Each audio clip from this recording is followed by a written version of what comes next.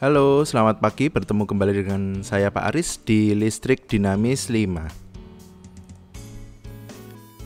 Rangkaian baterai.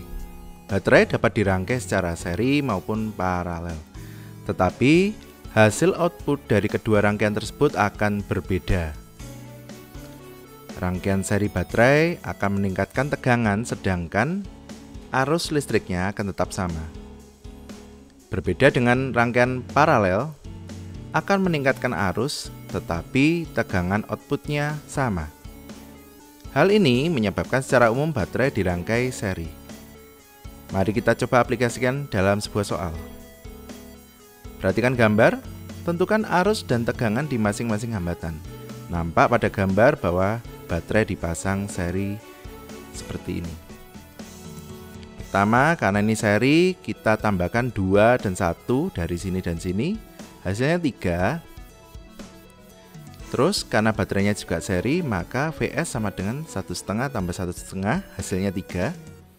Kita masukkan ke V sama dengan I kali R.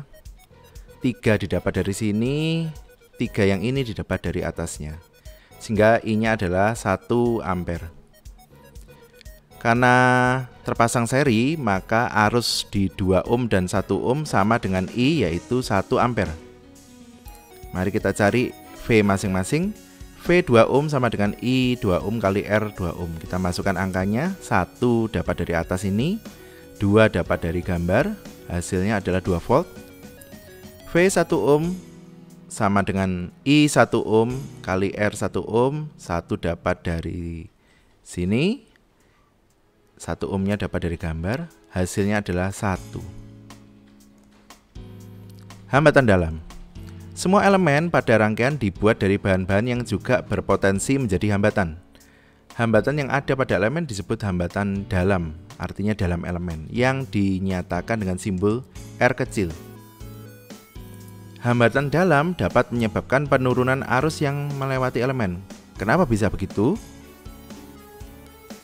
Contoh, kita bandingkan V, misalnya hasil dari I dengan R, dan V hasil dari I tanpa R.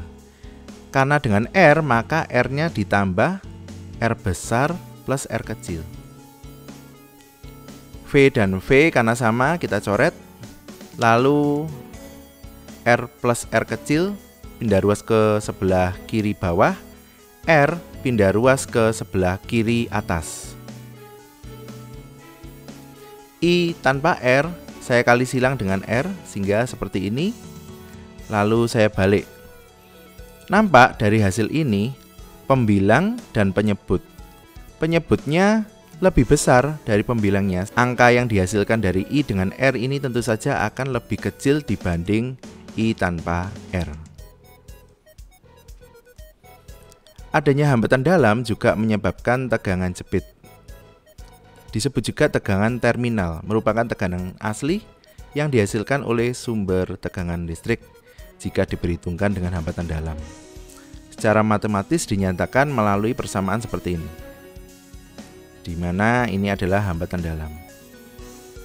Ingat, ini adalah arus yang sudah dipengaruhi oleh hambatan dalam.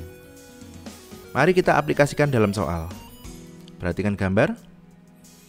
Mirip seperti soal sebelumnya, hanya kali ini baterainya 7 volt dan punya hambatan dalam 0,5 ohm.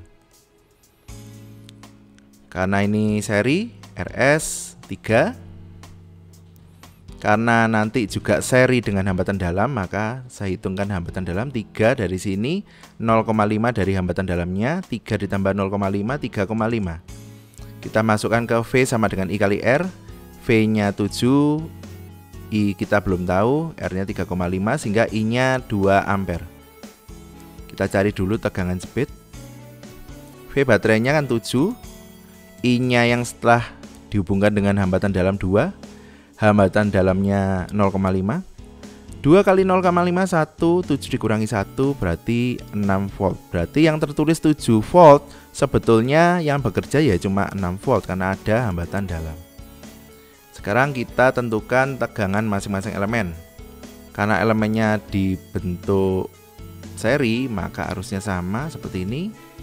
Kita masukkan V 2 ohm sama dengan I 2 ohm kali R 2 ohm. 2 dapat dari sini, 2-nya dapat dari sini. Oh ya, 2 yang ini dapat dari mana Pak Aris? Dapat dari yang awal ini. V 1 ohm, I 1 ohm, R 1 ohm, 2 dari ini, satunya dari hambatannya, 2. Kita ngeceknya benar apa salah?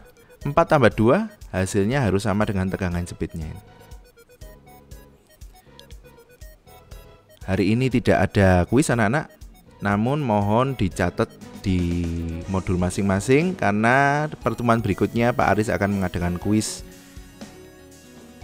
mulai dari daya, energi listrik hingga hambatan dalam ini. Sekian video dari Pak Aris, terima kasih sudah menyaksikan.